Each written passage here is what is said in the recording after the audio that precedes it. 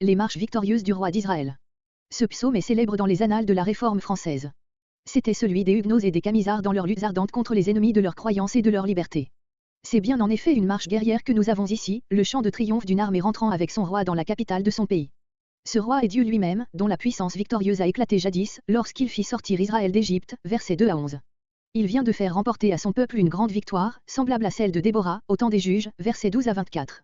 Le peuple, en célébrant ce triomphe, annonce les victoires futures que Dieu lui donnera sur tous les peuples de la terre, versets 25 à 36. Les critiques ont assigné à ce cantique, comme date de composition, les époques les plus diverses, à partir de David jusqu'au temps des Maccabées. La mention des tribus du Nord, Zabulon et Nephtali, verset 28, indique une époque antérieure au schisme. Le cantique de Déborah, qui remonte au temps des juges, est cité, versets 8 et 12 à 15, comme un chant éminemment populaire, ce qu'il était sans doute à l'époque des premiers rois. Enfin, la place saillante donnée dans le psaume à la montagne de Sion, comme résidence de l'Éternel, fait penser, conformément à la suscription, au temps de David.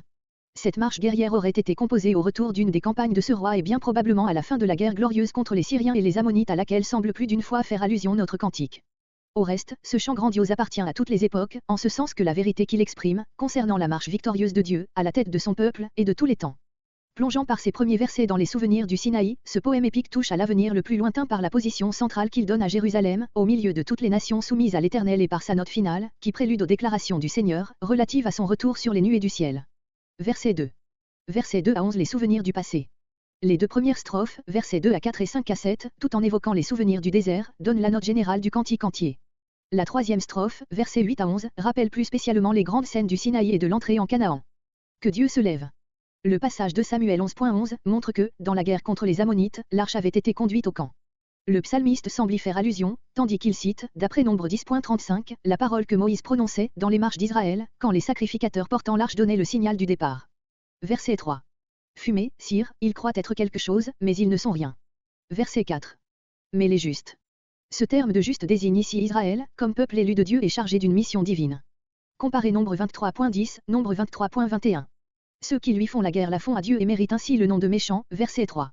L'apparition de Dieu, devant laquelle s'évanouissent ces derniers, est pour les justes un sujet d'allégresse si grande, que le psalmiste accumule ici les termes destinés à exprimer la joie. Verset 5. Frayez le chemin, comme on le fait toujours en Orient pour un souverain qui s'annonce. Verset 6. En la demeure de sa sainteté. De son sanctuaire, sa bénédiction se répand partout où elle est désirée et attendue. Verset 7. Seuls les rebelles. Toute cette partie du psaume semble dominée par les souvenirs du séjour au désert, versets 2, 5, 8 à 11. Il y a peut-être ici allusion à ceux qui, par leur faute, ne purent pas entrer en Canaan. Verset 8. Quand tu sortis, comme un chef d'armée. Cette strophe reprend la pensée initiale du psaume, verset 2, en reproduisant les termes du cantique de Déborah, Juge 5.4. Jeu d'instruments. La vision de l'Éternel s'avançant à la tête de son peuple saisit tellement le psalmiste, qu'il s'interrompt, pour laisser les instruments de musique donner une impression de la grandeur de cette intervention. Verset 9. La terre, les cieux. Toute la création rendit hommage à celui sans lequel elle n'existerait pas et qui se plaçait à la tête d'Israël. Verset 10. Ton héritage, le pays de Canaan, que Dieu a arrosé en vue de l'arrivée de son peuple et que, dans la suite, il a toujours ranimé, après les époques de sécheresse, Deutéronome 11.11-12. Verset 11. Ton troupeau. Le terme hébreu rappelle la faiblesse d'animaux inoffensifs. Israël, qui, dans ce même verset, est appelé l'affligé, est comparé à un troupeau dépourvu de moyens de défense. La puissance du Dieu devant lequel tremble toute la terre a pu seul le mettre en possession de Canaan. Verset 12. Verset 12 à 24 La victoire récente. Un ordre. Cet ordre est le signal de guerre donné par Dieu même. David n'entreprenait pas une guerre sans consulter l'Éternel, 1 Samuel 23.11-12, 1 Samuel 30.7, 2 Samuel 2.1, 2 Samuel 5.19-23. Il n'avait certainement pas manqué de le faire, lorsque l'arche était partie pour la guerre ammonite. L'ordre divin contient en lui-même la victoire. C'est pourquoi la bataille elle-même est passée sous silence. Mais nous voyons quel en est le double résultat, un cortège joyeux de femmes célébrant en chœur la victoire et l'armée en déroute des rois ennemis. Peut-être les versets 13 à 15 sont-ils comme les échos des chants de victoire des messagères de bonnes nouvelles. Comparez Exode 15.20, 1 Samuel 18.6-7, 2 Samuel 1.20. Verset 13. Les rois des armées. Dans la guerre contre les Ammonites unis aux Syriens, Israël eut pour adversaires les rois de Tsoba, de Rehob, de Maaka et de Tab et les bâtis, 2 Samuel 10.6, 2 Samuel 10.8, 2 Samuel 10.19. S'enfuit. Comparez Juge 5.22. Celle qui garde. Chaque mère de famille répartit entre les siens le butin assigné à son mari et à ses fils. Verset 14. Versets entre 14 et 15. Ces versets font l'effet de véritables énigmes et ont donné lieu à d'innombrables interprétations. Deux choses nous paraissent certaines, c'est d'abord que les mots « vous reposez dans les enclos » concernent toute la partie du peuple qui est restée au pays, pendant que l'armée combattait, au loin. Il y a ici allusion au passage du cantique de Déborah où l'on se moque de ceux qui, au lieu de combattre, sont restés dans les enclos, à écouter la flûte champêtre, Juge 5.16, et quant aux ailes de colombe qui ont l'éclat de l'argent et aux plumes brillantes d'or, ces images ne peuvent que représenter l'immense butin d'or et d'argent remporté par l'armée israélite, bouclier d'or, vase d'argent, d'or et d'airain, 2 Samuel 8.3, 2 Samuel 8.7, 2 Samuel 8.10-11. La colombée, psaume 74.19, l'image d'Israël, l'épouse bien-aimée de l'Éternel, comparé Cantique 2.14, Cantique 5.2, etc. Elle est représentée là, comme se tenant cachée dans le creux du rocher qui lui sert de retraite, ici, comme s'élançant au dehors, malgré sa timidité et remportant la victoire par une force qui n'est pas la sienne, puis rentrant dans son asile. Verset 15. Il y eut de la neige sur le Psalmon. Chez les Arabes, l'expression asperger de neige est synonyme de répandre de la joie, tant la fraîcheur de la neige charme dans les contrées que brûle le soleil. La même image paraît avoir été familière aux Israélites, comparé Proverbe 25.13. Ces mots peuvent donc s'entendre ainsi, il y aura de la joie dans cette victoire péniblement remportée. Psalmon signifie obscurité. Ce mot désigne, comme nom propre, une montagne noire, couverte d'un épais et sombre feuillage, il est spécialement appliqué à une montagne située près de Sichin, Juge 9.48. On pourrait entendre, le Psalmon se couvrit de neige, comme d'un joyeux vêtement de fête. Mais il y a peut-être une explication plus simple. Le fameux savant juif Aben Esra voyait dans le Psalmon de notre psaume une montagne du Oran, au nord de la contrée où les Syriens et les Ammonites furent battus par les Israélites et le géographe Ptolémée mentionne un mont Azalmanon parmi les sommités du Oran. Il est naturel que le psalmiste, voulant exprimer la joie des vainqueurs, ait choisi ces images dans la contrée même où fut remportée la victoire. Le Psalmon, du Oran, témoin de la bataille, s'associa à la joie des vainqueurs. Cette explication a l'avantage de faire comprendre comment, dans la strophe suivante, le poète s'adresse au mont de Bazan, ou du Oran. On ne comprendrait pas autrement ce qu'il y aurait de soudain dans cette allocution, que rien, dans ce qui précède, n'aurait préparé. Verset 16. Le mont de Bazan, imposant par ses énormes parois de basalte et ses nombreux sommets, mérite, semble-t-il, d'être appelé montagne de Dieu, plutôt que la modeste colline de Sion, choisie par l'Éternel pour sa résidence. Du haut de sa grandeur, il jette un regard jaloux sur les lieux où rentre l'arche et où se célèbre la victoire. Mais Dieu accorde à Sion une grandeur d'un autre genre. En y établissant sa sainte demeure, il l'élève à la majestueuse hauteur d'un Sinaï, verset 18. Verset 18. Les chars de Dieu. Il s'agit ici des innombrables armées d'anges qui environnant le trône de Dieu, prêtes à marcher au secours d'Israël. Verset 19. Tu es monté. À son retour de la victoire, l'arche rentre en Sion, dans la résidence qui lui est assignée et qui est l'image du sanctuaire céleste, comme lieu de l'habitation de l'Éternel. Les captifs, des dons. Le triomphateur emmène avec lui des prisonniers, qui seront attachés à son service, il a reçu en hommage des dons volontaires, même des rebelles vaincus seront admis dans son royaume. Il semble ressortir des passages Esdra 2.58, Esdra 8.20, Néhémie 7.60, relatifs aux Nétiniens, que c'était la coutume du temps de David et de Salomon de consacrer au service du sanctuaire les prisonniers de guerre, sous la direction des Lévites, pour les usages servals. Cet usage explique à la fois ce verset de notre psaume et l'application qu'en fait saint Paul à l'ascension du Seigneur, Éphésiens 4.7-13. L'apôtre nous montre Jésus, après sa grande victoire, distribuant d'en haut les dons de sa grâce, prenant à son service les hommes qu'il a sauvés, même des rebelles, tels que l'apôtre lui-même et faisant d'eux les serviteurs de son Église. Jour après jour.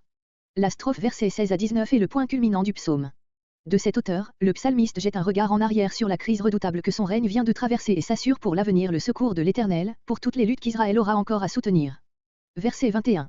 Les issues de la mort, le pouvoir d'arracher les siens à la mort la plus imminente. Verset 22. Dieu brisera la tête. La délivrance du peuple de Dieu ne s'opère que par la destruction des puissances qui s'opposent à son développement. Le crâne chevelu, une chevelure abondante est l'image de la plénitude de la vie naturelle, dans sa force. Comparez Nombre 6.5, sur le Naziréa. Verset 23. De Bazan. Le psalmiste cite ici un oracle divin, rendu peut-être par l'un des prophètes qui entourait David, au moment où l'armée partait pour les régions de Bazan. Les profondeurs de la mer sont une expression hyperbolique, pour désigner ce qu'il y a de plus inaccessible. Verset 24. Que tu plonges dans le sang.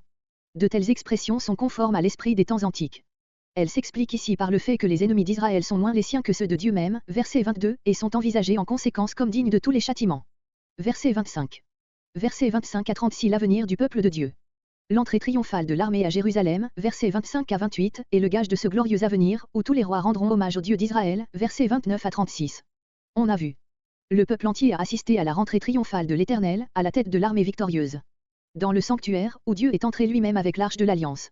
Verset 27. Bénissez Dieu. Le psalmiste exhorte le peuple à joindre sa voix à celle des chœurs qui s'avancent. Descendants d'Israël, Hébreux, vous qui sortez de la source d'Israël, de Jacob, le premier que Dieu ait honoré du nom d'Israël, Genèse 32.28. Verset 28. Deux tribus du sud, Juda et Benjamin et deux des plus septentrionales, Zabulon et Nephtali, sont nommés ici comme représentant la nation tout entière ou peut-être comme s'étant particulièrement distingués dans la guerre récente. Zabulon et Nephtali sont aussi désignés spécialement dans le cantique de Déborah, auquel notre psaume ne cesse de faire allusion, Juge 5.18. Ce passage montre clairement que ce psaume date d'un temps où les tribus du Nord ne formaient encore qu'un corps avec celles du Sud, qu'il est donc antérieur au schisme. Benjamin domine, par le fait qu'il possède la capitale de tout le pays. Verset 29. Ton Dieu. Ce n'est pas toi qui as remporté la victoire, ô Israël, c'est ton Dieu, par l'ordre duquel tu as été rendu fort. Mais ce n'est là qu'un commencement de l'œuvre divine. Israël demande que cette œuvre se continue et s'achève. Verset 30. Tu recevras. Puisque c'est Dieu qui est le vrai roi vainqueur, c'est lui qui reçoit les présents offerts par des rois amis ou les tribus des vaincus. Verset 31. La bête des roseaux. Il s'agit de l'Égypte, dont l'emblème est, soit le crocodile, Ézéchiel 29.3, soit l'hippopotame. Taureaux et veaux, les rois païens voisins d'Israël, avec les peuples sur lesquels ils dominent. Le psalmiste ne parle expressément que de l'ancien ennemi, l'Égypte. Il avait sans doute à ce moment quelque raison de le mentionner. Nous savons en effet par un roi 11.14 que, sous David, le jeune Redod, de la famille d'un roi édomite vaincu par David, s'enfuit en Égypte et y fut si favorablement accueilli, qu'il devint le beau-frère du roi. À une époque plus tardive, le psaume parlerait plutôt des rois de Syrie, de Babylonie ou d'Assyrie. Qu'il se prosterne, hébreu, qu'il s'humilie, en apportant comme tribut des lingots d'argent. Qui se plaise au combat. David n'était pas dans ce cas, c'était le roi ammonite qui, en outrageant ses ambassadeurs, avait provoqué la guerre. Verset 32. L'Éthiopie est en ses mains.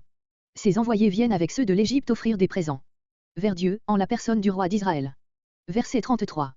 Versets 33 à 36. Conclusion, tous les royaumes unissent leurs cantiques en l'honneur de Dieu. Les grandes choses déjà accomplies en font pressentir de plus grandes encore. Verset 34. Il s'avance sur les cieux, pour dominer sur toute la terre. Verset 35. À Israël, son peuple, il appartient de donner gloire à son nom parmi tous les peuples et d'étendre son pouvoir de Sion sur le monde entier. David ne pouvait ignorer la promesse divine faite à Abraham concernant la bénédiction qui devait se répandre par le moyen de sa postérité sur tous les peuples, Genèse 12.3. Comparez psaume entre 66 et 67. Sa force dans les nuées, où gronde le tonnerre, mais d'où descendent aussi les pluies fertilisantes. L'étude détaillée du psaume nous convainc qu'il ne saurait appartenir à aucune autre époque que celle de David. Ainsi que le psaume 18, avec lequel il offre plus d'une analogie, il est une des grandes compositions épiques du plus glorieux des règnes israélites. Mais, à l'inverse des poèmes profanes de ce genre, ce ne sont ni le roi, ni la nation, qui sont glorifiés, Dieu seul est exalté. Il n'est pas étonnant qu'une inspiration d'un souffle aussi saint s'élève jusqu'à la prophétie et que la victoire remportée soit bien réellement le gage de l'établissement futur du règne universel de Dieu.